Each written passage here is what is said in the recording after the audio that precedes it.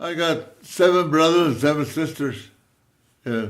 We all started going to California because there was more jobs in California then. How did you get to California? Me? Yeah. I hitchhiked. Yeah. I was about 16 years old. Yeah. Yeah. I started hitchhiking, and the first ride that I got was in a convertible. I left with $10 in my wallet. That's all I had. My mom said, "You don't have no money." I gotta get $10. I told her, and I left like that. When I was in Oakland, I was looking at the buildings. I never seen buildings like that. I was going up. There were people in back of me looking up there. They thought I was looking at something else. I thought, "There's a crow up there." But anyway, this blonde guy kept coming straight at me, And I said, "Oh, I'm in trouble now. Why is this guy coming at me like that, When he got about far as there, he said, "Gilbert." It was my cousin. And he told me, "Let's go to my apartment," because people just used to rent and they didn't own homes then from here. And he told me, "Today's Sunday. We're all going to a dance." And I said, "Oh, yeah, well, wait here." I told, "No," I said, "get dressed." And he said, and he looked at my clothes. No, get dressed. He loaned me some of those pants, they were baggy pants. Yeah. Like that, and put me up to over here, and the suspenders, and a long jacket with big shoulders like that. Start thinking that I used to go like that, the shoulders were still there. They have a tie, a handkerchief. Yeah. I had a hat with a little feather in it. Yeah, they were boogie pants, they call them. They call them suits. Anyway, he said, "We're going to the Sweet Ballroom." I didn't know nothing about a Sweet Ballroom, So he took me over there. It's a big, big ballroom. It had clouds up, real beautiful with stars. Yeah. And I'm standing there, and Güero and his brother Lincoln and all the people from Albuquerque got together over there, and they would go dancing, and I was just standing there. And Güero told me, "You know what? The girl over there wants you to take her to dance."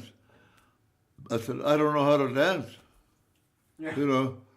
I won't take her out. The girl came and got my hand like that and took me out to dance. Yeah.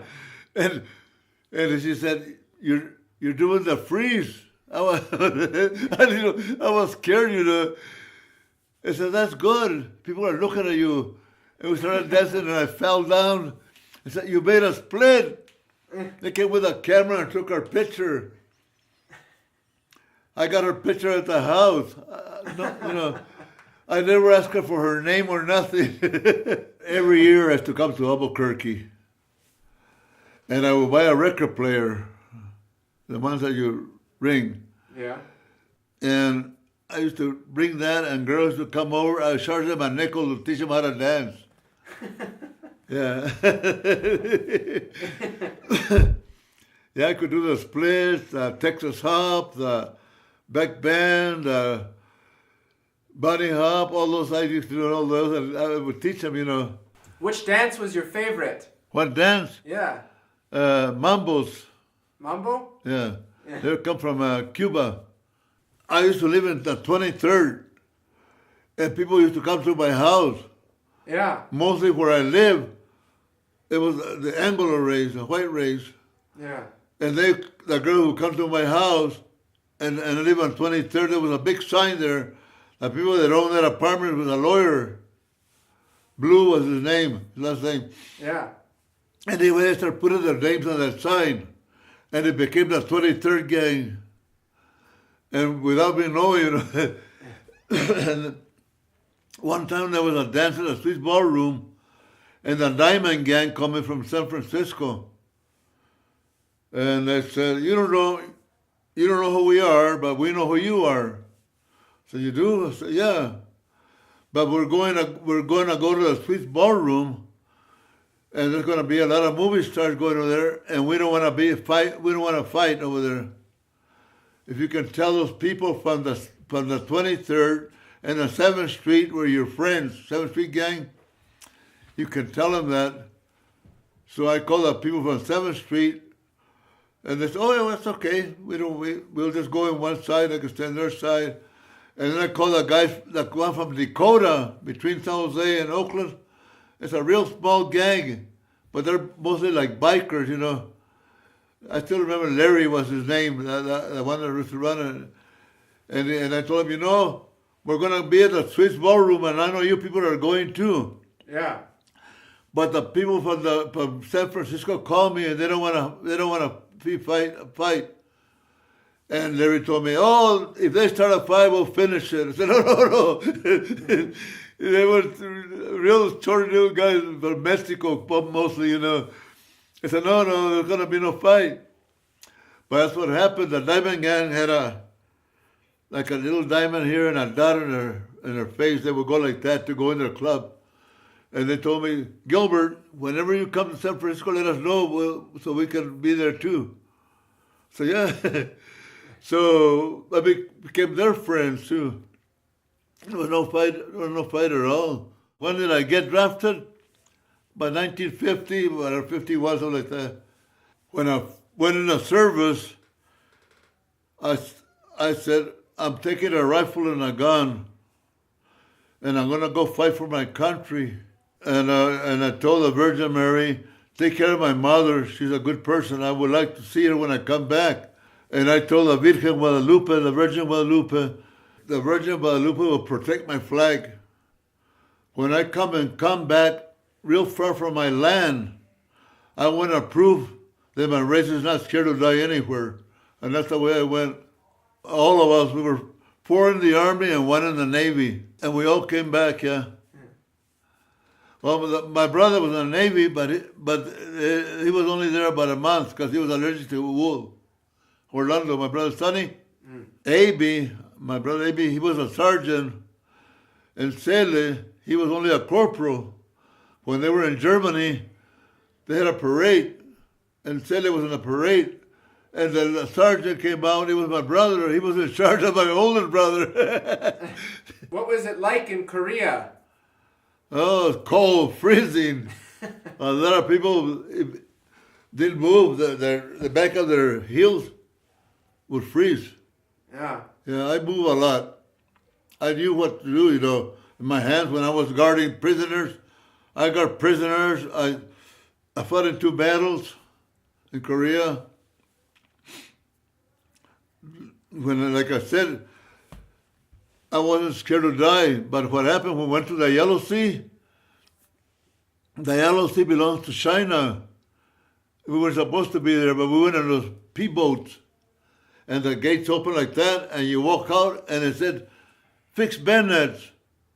And I started thinking, you know, I was a little bit scared. I started thinking I'm going to fight with my bayonets out or what. But no, the people that were, the Koreans, North Korea, they moved out. They knew we were coming. Yeah. And then I was like, almost like I think, I don't know, we were like 12, like a spies for the United States. We would go to spy on them, to go to North Korea. And we had 2 uniforms. We had the Army uniforms, and we had some white coveralls. And there's so much snow, we had to put those white coveralls over the other uniforms. It was so cold in Korea, you know how they put gloves on? We had gloves to put on top of those gloves to stick up to here. And then we had boots that go up to here, and we had boots, they call them Mickey Mouse boots, that go on top of those boots, rubber boots, they go up to here. And then we had a sweater that had next to up to here, you know. And then we had the other jackets that go, long jackets to put on top of those. It was that cold. In Korea, it's really cold. Yeah. Yeah, people tell me, how come you put in leaves on your hole where you sleep?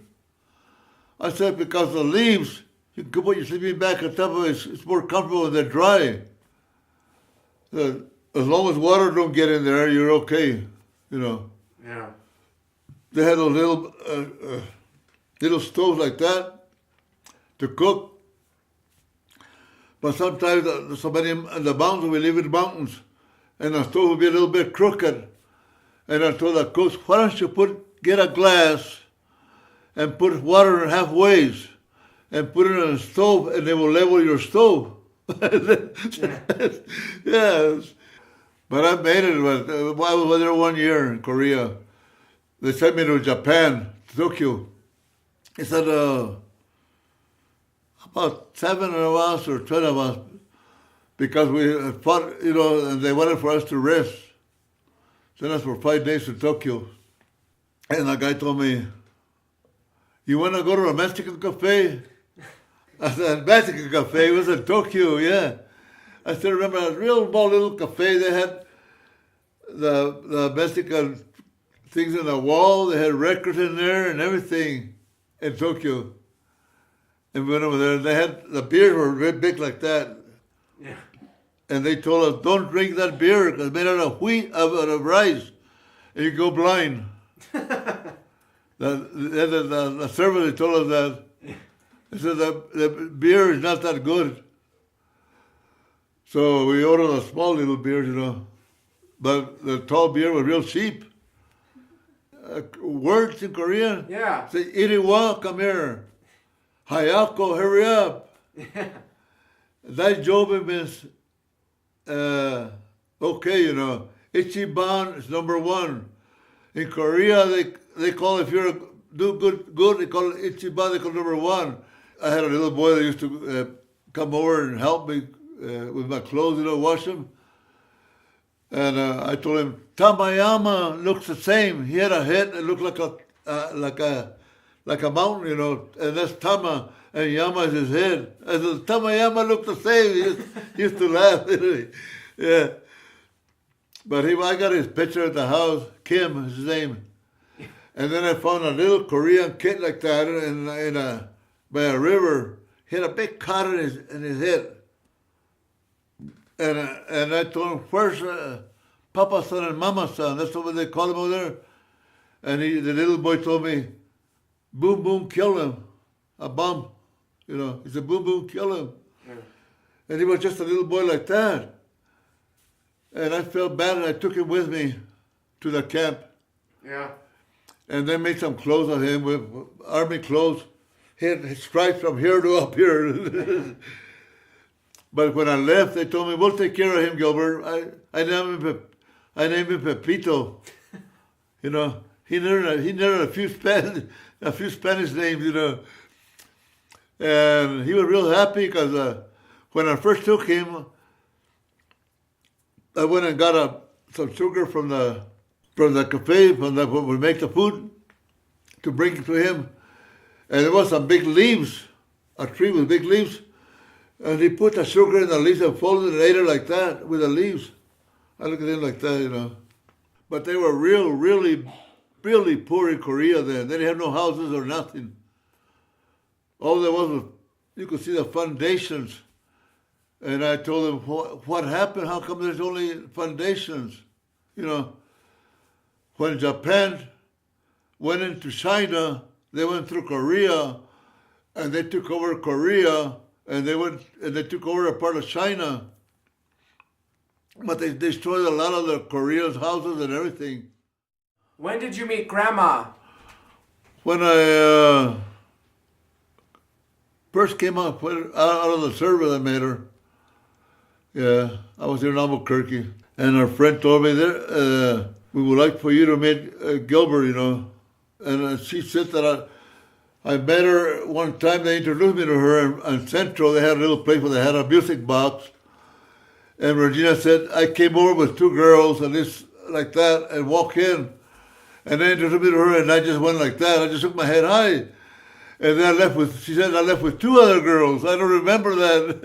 I don't remember that. But I used to go to Central, and I used to go through the alley. If I would find some boxes made out of wood, I would take them home to start the fire. And I found a big camera, one of those cameras you put over your head, in a trash can. And I said, it didn't work, but I found it in a trash can. It had things like this to put up. And I was in Central, and a girl coming out of Albuquerque High, I tell them to post for me. I was thinking, you're going to come in Life magazine. They would post for me, and I go. And I said, let me have your name so I can call you with it. How did you get married to Grandma? Well, we went together for a while, and then my dad had to go to the house and talk to them and things like that. And that's what they used to do before. The families would go talk to each other. Then we had a big dance at Old Town. They call it the Society Hall. There was so many people. There was a riot outside. Almost a lot of people, kids from Albuquerque went over there. And they didn't fit in the Society Hall. There was so many people. We had a dinner at my mom's house. And then when we got married at church, we had to cross the railroad tracks. Yeah. They didn't have an overpass. But when I got out of church, I was looking. My friend had a Oldsmobile, and they had decorated with white flowers and black. And I was looking for the Oldsmobile, and my aunt, Regina's aunt, rented a buggy with horses and decorated with flowers, had a top to it.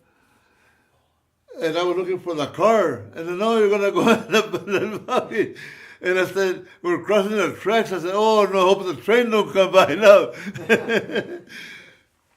But we made it to Albuquerque.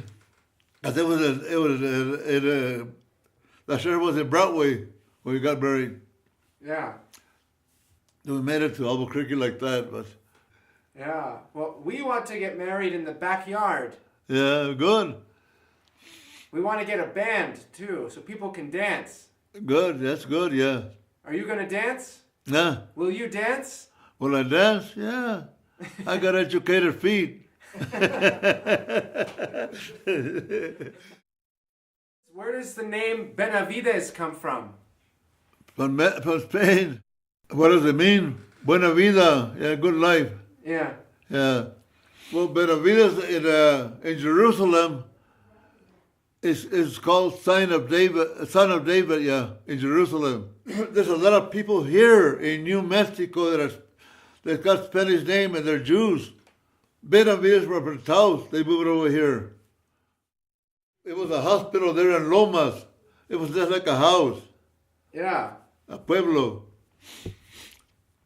And a doctor used to go, Dr. Wiley, an old doctor, he was real old. He used to deliver babies. Sometimes he'd go to houses and fall asleep. Anyway, went to deliver Larry, and the people that were going to deliver Larry, there was an accident. Real bad. They brought a person, that was in an accident real bad. So they told me I had to deliver him, me and Virginia. Yeah. So they gave us the thing of water and everything else, and we delivered Larry. Was he okay? Yeah, he came out okay, but I never had, to see something like that. You start thinking, What's your favorite casino? Sandia. It's a closer. Well, the one that's closer is the one in Fiesta, but I like Sandias because it only takes me 12 minutes to get over there. My strategy that I played. Yeah. First I go get my coffee. It's free. Sometimes I take a couple of cookies with me. One time a security told me, you're supposed to buy your cookies here. I said, you don't have sugar-free cookies here. I told him, you want to go talk to your manager? I said, no, he told me, I'll go talk to your manager now. I told him, he's back up, But anyway, when I go to the machines, I don't play right away. Because those machines that I play, people stay there for a long time. Yeah. And people wait for them. What I do, I see what they're playing. When you play the machine, some of them are playing 90 cents a shot. Some of them, the lowest to get all the windows is 30 cents, right? Some of them are playing 60 cents. Some play $1.20. Some are playing $3 a shot. One girl playing $3. She spent $1,300 on that machine. But anyway, when they play like 90 cents, some of them they put $200-300, and they leave, then I get that machine. And I don't pay 90 cents. I only pay the 30 cents to cover all the windows. And it hits pretty good. Sometimes you hit a $400 or $500, you break about it for 2-3 months, and then you lose it all. How many birdhouses have you built? Have I made? Yeah. I don't know. I got about 55 at the house right now that I made already. How do you make them? I sold. They're all different. They all come out different. I don't know why.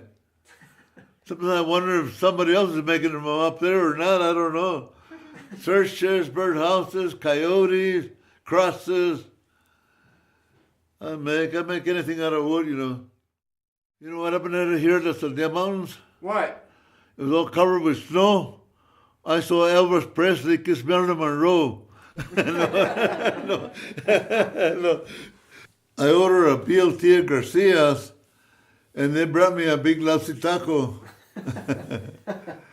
Lee, you know, when they thought he was a spy, remember? Yeah. They call him Hijola. Hijola means like, wow, you know. They cut him as a spy. He used to work there. Hijola. But when they were demonstrating with signs, people were yelling, frijolí, frijolí. That's like, yeah, like beans, you know. What, the people are hungry or what? One of the disciples talking to Jesus, that's what he's telling him. There's no chili in this table.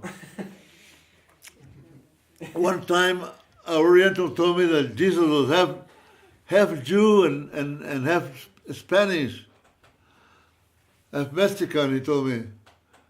And I said, why are you saying that?